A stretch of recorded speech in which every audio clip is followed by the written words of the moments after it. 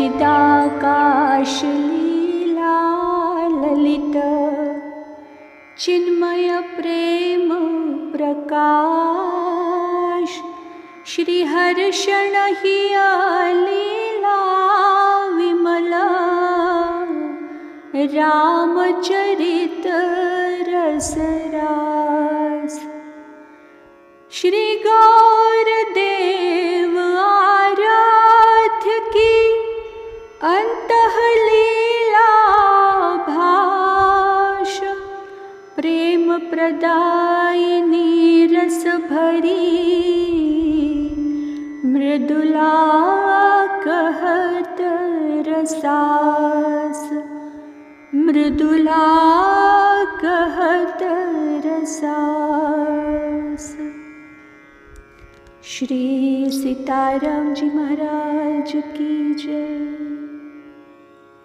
अनंत श्री विभूषित हमारे सद्गुरुदेव भगवान श्रीमद् राम हर्षणदास जी महाराज जी ने हम सब अपने आश्रित जनों के कल्याण, आत्मचिंतन व कालक्षेप हेतु अपने चित्त रूपी गगन में उदित श्री सीताराम जी की चिन्मयी लीलाओं का वर्णन अपनी असमूर्त कृति चिदाकाश की चिन्मयी लीला में किया है, जिसका पठन पाठन व स्मरण चिंतन अध्यात्म प्राप्ति की हेतुभूता है। उपरोक्त ग्रंथ की क्रमशः वाक सेवा प्रस्तुत की जा रही है। आइए हम अग्रिम लीला में प्रवेश करते हैं। आप श्री का पदार्पण मिथिला की पावन भूमि में जब से हुआ, तब से आज तक की आप समेत आपकी चरित चंद्रिका के चारुतम चित्र चित्त के भीति पर ही नहीं, अपितु चित्र के रूप में चित्रशाला की शोभा का भी परिवर्धन कर रहे हैं। आप श्री की अनुपस्थिति में चित्रांकित अपने राम व उनकी लीलाओं के दर्शन जल के छींटे दे देकर विरहवन्ही को कुछ शांत करने के लिए हमारे पिताश्री, माताश्री एवं आपके शाल सरहज तथा अन्य सभी परिवार के लोग चित्रशाला में समय समय पर पहुंचा करते हैं। चित्रों की चित्रण शैली बड़ी ही मनोरम है। कभी कभी चित्रांकित चरित्रों की चेष्टाएं चित्त में चढ़कर अतीत काल को वर्तमान में स्थित कर देती है, अर्थात वियोग दशा को विलीन कर योग दशा के अनुभव तथा तज्जनित आनंद में दृष्टा को संलग्न करना उनका सहज व्यापार हो जाता है। अहो, आज तक चित्रसारी के चित्रों का चमत्कृत चित्रण आप अपने आत्मसखा से छिपाए ही रहे। क्यों? नहीं, छिपाए नहीं रहा। सूर्य के प्रकाश से नक्षत्रों का दर्शन न होने के सदृश भानुकुल भानु का मिथिला के आकाश में उदित होना ही चित्रों की नक्षत्रावली को अस्त सा कर देने में कारण है। सूर्य यदि किसी से कहे कि नक्षत्रों को हमसे छिपा क्यों लिए, कहाँ तक युक्ति संगत है? अमावस की अंधियारी रैन में बेचारे नक्षत्र ही वन में भटकने वाले के काम जैसे आते हैं, वैसे ही विरह वन की वेदना की अंधेरी में प्रिय के चित्र नक्षत्रों का प्रकाश ही विरही जीवों का सहारा होता है। निमिकुल कुमार ने कहा। अहो, मिथिला के मेहमान का मानस पटल चित्रशाला की चित्रावली के चमत्कार पूर्ण दर्शन की चाह से चित्रित हो गया। अतएव वह वहाँ के चारुतम चित्रों का दर्शन अतृप्त चक्षुओं को कराकर मानस भीति पर अंकित कामना के चित्र के स्थान पर चित्रसारी के सारे चित्रों को चित्रण करना चाहता है। मिथिलेश कुमार की अनुमति ही इस आवश्यक कार्य की संपादिका है। मेहमान के मनी राम मचल रहे हैं अपने मनोरथ की आतुरता से। अस्तु, अतिथि का आतिथ्य होना अति आवश्यक ही नहीं अपितु अनिवार्य है। लक्ष्मी निधि निकुंज में जिस अपने से अभिन्न आत्मसखा को अपना सर्वस्व समर्पित हो गया है, उसका अधिकार बाह्याभ्यंतर सर्वभावेन स्वयं सिद्ध है। वह जब, जिस समय, जहाँ, जिस वस्तु को यथारुचि विनियोग करने में सर्वथा स्वतंत्र है। जैसे शेषी शेष का, भोक्ता भोग्य का, रक्षक रक्ष का। कहिए, किस समय चित्रशाला में चलने की इच्छा है? प्राणातिथि चित्तचोर चूड़ामणि के मन में? हाँ, वहाँ चलकर चित्रों के चित्त को चुराने में अपनी चौर पटुता का प्रदर्शन मैथिलों के हितार्थ चोर पटु को नहीं करनी चाहिए। अन्यथा विरहिणी मिथिला बिना चित्त के चित्रों को देखकर अपने विरहाग्नि को कुछ शीतल बनाने में सक्षम न हो सकेगी। सबके रहते वह चोर चोरी करने में कैसे समर्थ होगा? अहो, उस चोर के कला कौशल्य का प्रमाण यह है कि वह किसी के भी आँख में लगे काजल को चुरा लेता है। देखती हुई भी आँखें यह नहीं जान पाती कि हम किसी के द्वारा कज्जल विहीन अशोभित बना दी गई हैं।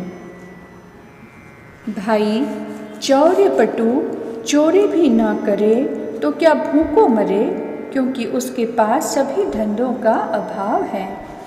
उसका भरण पोषण चित्त के अन्न से होना ही संभव है। इसलिए अपने से उसको चित्त का सर्व समर्पण कर देना चाहिए, अन्यथा वह अपने मनोनीत के नैपुण्य से चित्त धन का येन केन प्रकारेण अपहरण करके ही तो जीवित रह सकेगा। श्याल भाम दोनों मंद मंद मुस्कान के साथ परस्पर चित्तापहारी के पद में प्रतिष्ठित हो गए। अहो, वह चोर इतना खतरनाक नहीं है कि जितना चौर पटु के गृह में प्रवेश करके दीन दहाड़े उसका सर्वस्व लूट ले जाने वाला। यह भी एक आश्चर्य वार्ता है। चलें चित्रालय को, कहकर भाम शाल के साथ चित्र भवन में पहुंचकर वहां की नव्य भव्य बाह्य कलात्मक भीतियों को देखकर कलात्मक कलाकारों की चातुरी पर मुग्ध हो गए। भवन के नियत सेवकों व रक्षकों ने युगल कुमारों की अभ्यर्चना करके अपने भाग्य की प्रशंसा की। पुनः उन्होंने अपने को हर्षातिरेक की स्थिति में स्थित कर दिया। तदनंतर प्रकृतिस्थ होकर सादर सप्रेम चित्रसारी ले गए युगल कुमारों को वे। चित्रशाला में भगवत अवतारों, भक्तों, राजर्षियों, ब्रह्मर्षियों, महर्षियों, देवर्षियों और देवों के चित्रों की चित्रण कला, कमनीयता, प्रतिबिंब में साक्षात बिंब के दर्शन का भ्रम उत्पन्न कर रही थी।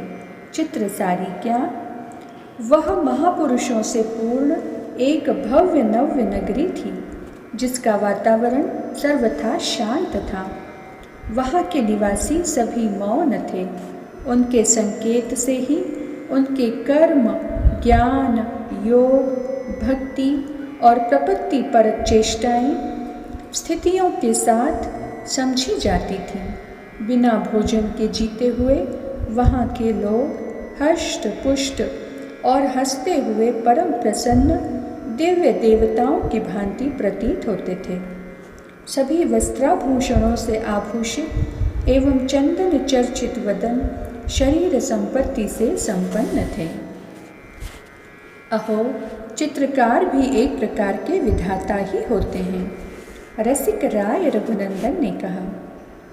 तभी तो विधाता अपने अधीन रहने वाले विधि की कला का दर्शन करने के लिए अपने सहचर सखा के साथ चले आए हैं।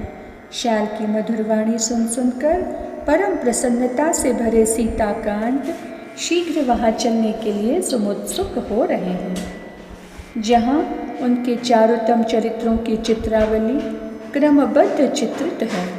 चित्ताकर्षक आप श्री से संबंधित ये चित्र हैं रघुवंश विभूषण। अच्छा, आपके परम दर्शनानंद का सूचक चित्र कहाँ है? निमि कुमार, प्रथम से लेकर अंतिम चित्र की कला कौशल्य का दर्शन कौशल किशोर चाहता है। आइए और आगे आइए। यहाँ से भामश्री से संबंधित चारुतम चित्रों की पंक्ति प्रारंभ होती है। प्राण सखे, यह देखें श्याल के भाग्य विवर्धक भाम का प्रथम पदार्पण चित्र। रामश्री व लक्ष्मण कुमार अमराई में विद्यागुरु विश्वामित्र जी के साथ पधार रहे हैं। इस चित्र में श्री राम व श्री गाधिनंदन जी की वार्ता आम्रवन में तत्काल रहने के विषय में हो रही है। ये चित्र सानुज विश्वामित्र जी के साथ स्नान, ध्यान, अशन और आराम के हैं और यह चित्र अमराई के बीच पुष्पवाटिका एवं तुलसी उद्यान में विहरते राम लक्ष्मण दोनों बंधुवरों का है तथा इसी समय मुनिवर मिलन के लिए आए हुए ससमाज इस निमि कुमार के पिताश्री का यह चित्र है। प्रणाम करते हुए मिथिलेश्वर को उठाकर ऋषिराज हृदय से लगा रहे हैं और इस चित्र में पिताश्री एवं राम के इस श्याल को समीप बैठाकर कुशल समाचार पूछ रहे हैं। मुनिवर सखे, मिथिला मही में प्रथम पदन्यास करने का यह चित्र है जो बहुत ही सुंदर और सजीव है। अहो, ऐसा लगता है कि जैसे दर्पण में राम ही को राम देख रहा है। बहुत अच्छे, बहुत अच्छे। कहते कहते भाम के नेत्रों का विषय प्रकट श्याल का शरीर भूल गया और चित्रों में तादाद में हो गया। लक्ष्मण, संभव है गुरुदेव की इच्छा इसी आम्रवन में अभी ठहर जाने की हो, तभी तो मुनिराज वनराज की भांति समेत बच्चों के वन में प्रवेश कर रहे हैं। आर्य, यह अमराई भी तो अमरों के उद्यानों की श्री शोभा को निम्न नयना बनाने में सक्षम हो रही है। वत्स लघुनंदन, एकांत प्रिय महात्माओं के लिए यह आम्रवन बहुत ही सुविधाजनक प्रतीत हो रहा है। फूल, तुलसी, जल, फल आदि आवश्यक वस्तुओं का अभाव भी नहीं है। आसन जमाने के लिए बहुत ही मनोरम उत्तम स्थान है। कहिए, आपकी क्या इच्छा है? प्रभो, आप श्री की इच्छा ही राम की इच्छा है। दास के मन को भी यह स्थल अतिशय आनंदोत्पादक लग रहा है। राम, यहाँ रुकने में एक कारण और भी है, वह यह कि आप चक्रवर्ती कुमार हैं, पुनः हमारे साथ हैं। अस्तु, महाराज जनक के महल में सीधे पहुँच जाना आपके अनुरूप ना होगा। महाराज ससमाज आकर यहाँ से उत्सव के साथ आपको नगर प्रवेश कराएं तो दशरथ नंदन के अनुरूप होगा। क्यों महर्षि? राम आपकी सेवा में आप श्री के साथ है, उसे व्यक्तिगत सम्मान की भावना स्वरूप से भ्रष्ट करने में समर्थ सिद्ध होगी। भाई, आप इस अमराई के पोषक पुरुष हैं क्या? हम इस बगीचे में ठहरने के लिए अनुमति चाहते हैं। बार बार प्रणाम करके, महर्षि, यह बगीचा आपका है, आप स्वतंत्र रूप से इसका उपभोग करें। हमारे महाराज मिथिलेश्वर ने महात्माओं और अतिथियों को सुख सुविधा पहुंचाने के लिए ही इसका निर्माण कराया है। मुनिवर, आप श्री के दर्शन से हम समेत मिथिला कृतार्थ हो गई। अब हम अपने महाराज श्री को आप श्री के आगमन की सूचना अविलंब देने का प्रयास करेंगे, माली ने कहा। आज की चर्चा को वाणी यहीं विराम देती है। श्री मिथिला विहारी विहारिणी जो सरकार की जय। श्री लाडली लाल की जय हो।